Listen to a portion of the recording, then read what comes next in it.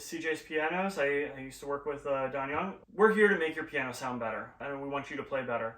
We've been in business for 17 years. It's been working pretty well for everybody who's loved having us in their home, their performance venue. If you want to play well, you need us to come and fix your piano, tune your piano, or maybe you just need a new piano. We've got you covered either way. I walk into a piano, like somebody will call me up and say, I need you to work on this. They said it just needs a tuning, and I step in and I was like, this needs so much more than a tuning. And like beyond that, so that's just like, I'm not even touching it. So signs are probably like... I'm looking at it. I'm looking at it from across the room, and I'm like, this is not going well. Right. And I already know, like, any of those things, the price is probably somewhere on the order of like 10 grand to really get it playing in a way that somebody might be inspired to play. Right. That's not even opening it. I imagine ivory chipping, like missing keys and stuff, is probably a sign. So ivory chips, I mean, that's a thing of getting old, like bones get brittle. That's essentially what ivory is. Okay. There are people who will fix the chipping. It never really blends well. Right. Get new key tops, but to put new key tops on an old piano, so base price for that at this point is somewhere around $1,000. Wow.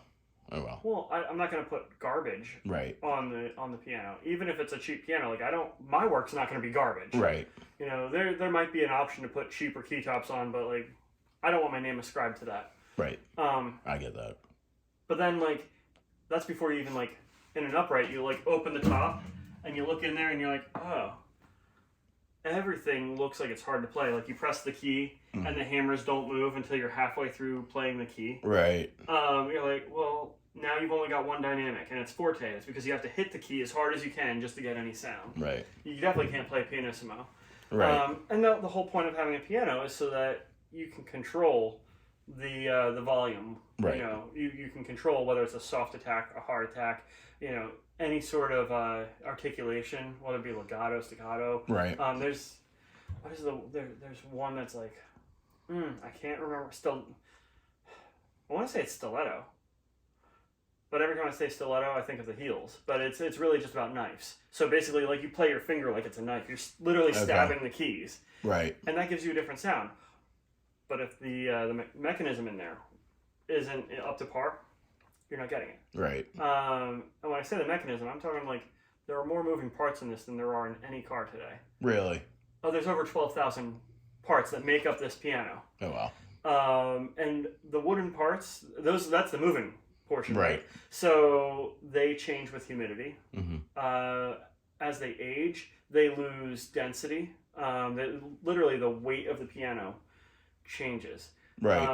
And when you're talking about like mechanics, well, to press this key, it's a certain weight to press it down, and you need to remove just enough weight in order for that key to come back up. Right. And if that number is out of spec, well, you can't play that key quickly. Right. Right, because it's sticking. It's sticking. It's it's not moving freely like it should. There's just so many different problems within that. Trying to think. Oh, like the only reason that we don't worry about, regular maintenance. So like I offer a spa care service. Right.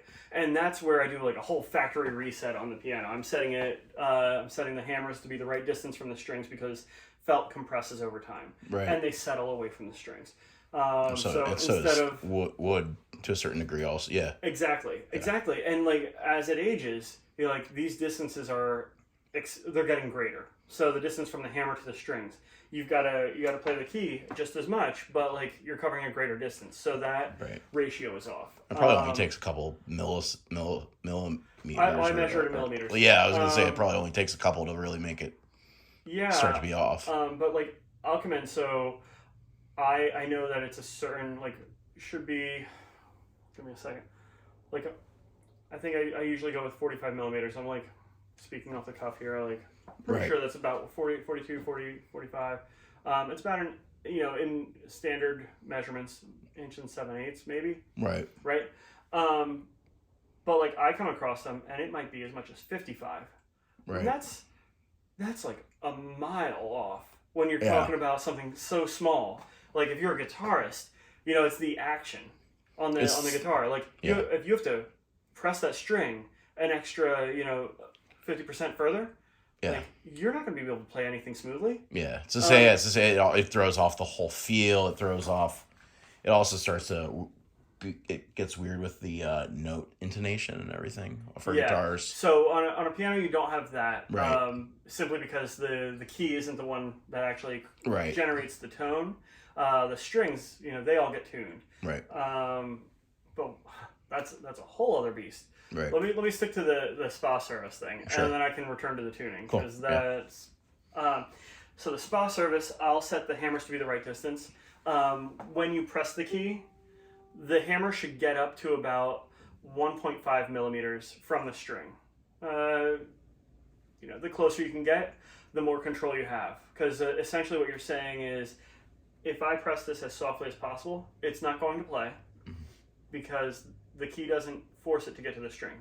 It's that extra momentum. So the less momentum you need to cover that smaller distance, the more pianissimo you can have it, the sweeter you can play. Right. The easier it is to play something more virtuosic. When that starts to be more like 5 to 10 millimeters, well, now you've gone from this wide dynamic range down to mezzo forte. Right. Any piano can play mezzo forte. At that point, get a keyboard. Right. But if you really want to make some headway, if you want to feel confident playing, and realize that it's not you, it's the instrument. You need to have the instrument playing properly, because otherwise you're going to blame yourself. You're going to say, I suck at this, and you're going to quit. 80% of musicians quit. Right. Within 2 years. We are quitters. Well, yeah, right. No, but like 80% of musicians quit playing within the first 2 years, and most of the time they're blaming themselves, when in reality, the instrument, because you don't meet anybody you've never met a child who hates music. Right. You haven't met a child that hates music. Every kid loves it. You know, if you're playing it too loud, they might complain that it's too loud. But we, as a species, we love playing with sound and that art space. The reason we quit is because we feel like we're not able to do it. Right. You know, and that's really sad. Because for many people, like it's a form of therapy. It's a form of expression. You know, it's a way to be heard in, you know, a noisy world. You know, it's kind of crazy how, you know, you might be the kid in school who nobody hears, but like that kid sits down and plays some music, sings a song, all of a sudden, like they've found their place, and everybody's like, oh, I know him. You know, I love that they can express themselves that way. And it's really beautiful. But bringing it back to an instrument that's not going to let you do that. Right. It's an uphill battle. Yeah, you're going to fail. You're going to fail, and it's not your fault. It's because the instrument created that huge pitfall for you, and you're fighting against the instrument instead of the instrument working with you. Right. Yeah. Now, to talk about the whole tuning aspect, most people don't realize that every manufacturer recommends having a piano tuned 2 to 3 times a year, except Steinway. They're a little bougie, and they say 2 to 4 times a year. Like recording studios, they get their pianos tuned before any recording. If that's what they're doing. The Philadelphia Orchestra, their piano before a concert gets tuned 3 times pretty much. They'll have a day. It'll be, you know, before the rehearsal, after the rehearsal, and then they might come out and touch it up, you know, during the intermission, just to make sure it's still where it belongs. Now, you're dealing with other factors there. You know, in your home, it's a little more stable. You don't have a giant room where, I don't know how many people are showing up, 500,000. It's a big space to be, you know, empty. It's cold, there's no humidity, and you fill it up with people, and all of a sudden, they're all breathing, and it's a humid air that's coming out of their mouth. Yeah. And it's hot. And so that, like, you've got different challenges within that situation. So I have a church that they want me to tune for them every 5 to 6 weeks, pretty much. The piano sounds great every time I'm done. But like it's a Catholic church, so like they have people coming in and going through that sanctuary all day long, every day. Right. But to compare the piano like tuning to the guitar. So on a guitar, you have about 120 pounds of tension across all 6 strings. That's combined. Right. The piano, each string has about 170 pounds of tension. And how many strings are in a piano? Oh, about 230. Yeah. So when you add that all up, you're somewhere closer to like 20 tons of tension. Right. Than you are to like a guitar, right? So when this thing goes out of tune, if it goes too far out of tune, which is, anytime it's been more than a year since it was last tuned, there's a chance that it's fallen more than 10%. Well, it's not 10%, it's 10 cents. The stability when you tune it then, it doesn't stay in tune as well if you let it go too long between appointments because it's gone farther away. So when you add all that extra tension, I've had appointments where I've added 2 tons of tension in a single sitting. Like I go through, I bring it up to pitch, and then I go through and honestly I'm bringing it up to pitch again, but I'm actually kind of focused on, getting it close to standard pitch. And then I go through a third time just to make it sound good when I leave. But I know I've just added 2 tons to the structure. Things are going to flex. There are parts that, they were like, oh, you know what, we're comfortable here, and now you've put all this tension on it, and those things got to compress again. Right. And I used to tell people, if I have to change it that much, you'll need an appointment in a month. I'm pretty good, so I started realizing I come back in a month, and honestly, it was still where I left it for the most part. So I just tell people, let's get it done again in 6 months. Every 6 months, that's the bare minimum that you're supposed to do for piano service. And usually it's pretty close to where I left it. It's not perfect, but I'll tell you, it's a lot better than where it started and where my customer is used to it. If I show up and the customer's like, yeah, this thing sounds awful, and I'm like, yeah, it does sound awful, but I do all my work. Even within 6 months, it sounds a lot better than it did when I had started the first appointment. So that 6 month appointment allows me to really fine tune everything and get it right where it belongs. And sometimes it takes a couple tunings to really stabilize it where it belongs, but it will it'll do a pretty good job. I've had instances where like I fix the tuning and I'm like, geez, come back that 6 months later, I'm like, it's still pretty close to where I left it.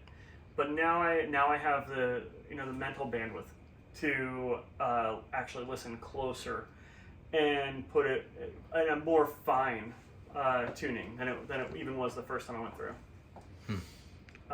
It's a lot. What's the craziest thing you found inside of a piano? Craziest thing I found. Okay, so one time I found a fishing pole. It was in a grand piano. So like the thing about a grand piano, the way this portion here would work, I'm sure that the whole thing was set down, nice and flat here.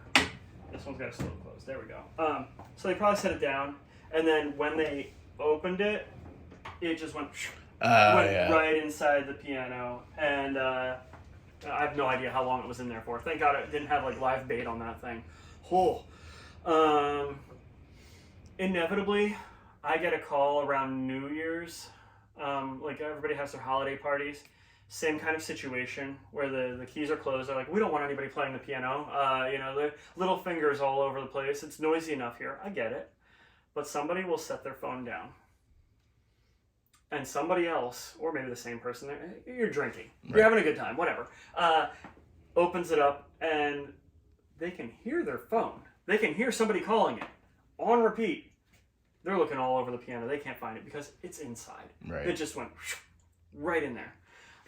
So I've made that emergency call a couple times where I go out. At this point, I try talking people through it because like I know what happened. I know where the piano is or where their phone is. And honestly, removing this on a grand piano is usually easy. Some of them just lift out with the right leverage. But yeah, I feel bad going out and charging people to retrieve their phone. I just think it's one of those dumb expenses. Like I would feel bad if I had to do that. Like if I had to call somebody like I can't get my phone, and it's like right there. Right. So I feel guilty doing it, but at the same time, I'm like, this is my New Year's. Within 5 inches of their reach. Yeah. Yeah, it's a sad case. I found a really old, I want to say it was a Burger King coupon. I was in Northeast Philly. I don't usually go to Northeast Philly all that often, but I was there and somebody was like, I got this free piano. Turns out they made about $5 because this coupon, they still honored it.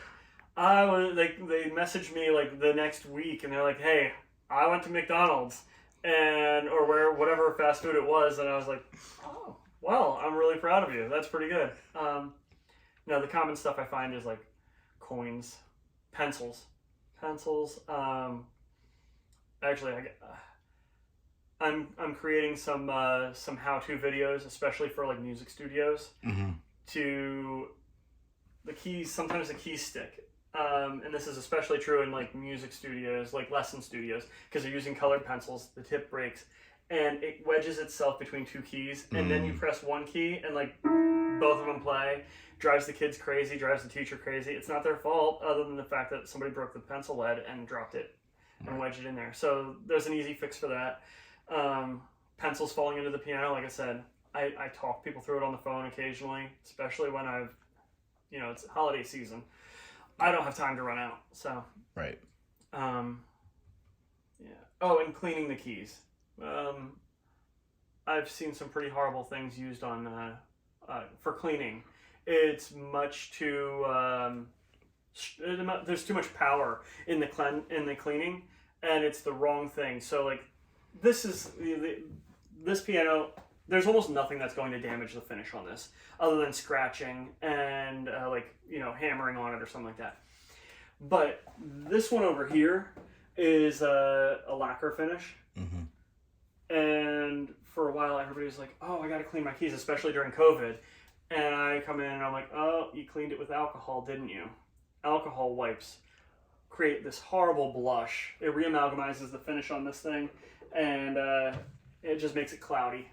There was actually a story at a local school where they're like, "Can you fix the finish on this one? Because there was a spider and I tried to use hand sanitizer to kill it." I was like, "Listen, I don't have that arachnophobia. I understand that you do, but maybe using the hand sanitizer as a squirt gun to kill it wasn't the best option." It happens though. That was pretty bizarre. Let's see. Yesterday I tacked on an extra appointment. I actually had a client who they woke up and their basement was flooding. A pipe had burst and it was dripping on their piano. Luckily for them, it was in such a place, and this is a piano I recently sold them. A used instrument, works very well for their daughter. The daughter loves this thing, so I was actually the phone call before she called the insurance company. She's like, "What do I do about the piano? My daughter loves it." Right. And it was the only thing she was in tears over. Everything else, I'm like, "You got so much stuff that's wet down here. Like, you've got 2 trucks out front helping dry everything out." Anyway, luckily for her, it didn't really do much to the piano. There's definitely some like dampness issues with drying it out. The piano bench had like a particle board bottom to it, so you can put books inside the bench. That's gonna need to be replaced. But like, I know that the instrument was really important, so I was like, put it on the end of my day. I can make it, and went in and I was like, all right, we're gonna be fine. There's almost nothing I can't fix about a piano. Now, there's nothing I can't fix about a piano, but sometimes you gotta like think, is the cost worth it? Right. And in this case, it's really, I've got them. I got this one. So. Right. Yeah. I was worried. Partly because I was told it was a different piano than it was, and I didn't recognize anything about it. That was just something, in the office, we had the wrong piano down for a person, and I was like, and in my mind, I already know, like, I know who this person is, but when you put the wrong piano with it, I'm like, I don't know anything about these people or the piano. It doesn't make sense. And then I show up, I was like, oh, I know this piano. I know this person. We're good friends. Right. Yeah. Like our kids go to school together. Right. Then all the memories line up. Yeah, exactly. But I was mildly like, it was one of those times like, oh, if you're ever cold, think of it like an embarrassing moment. You'll warm right up, sort of thing. And I was like, oh, well, she doesn't know that I didn't know. You know, I didn't have all the pieces together, but in my mind, I knew, and so like I was warm. Right. Let's see. What else do you want to know? Maybe talk a little bit about the Forever Tune program.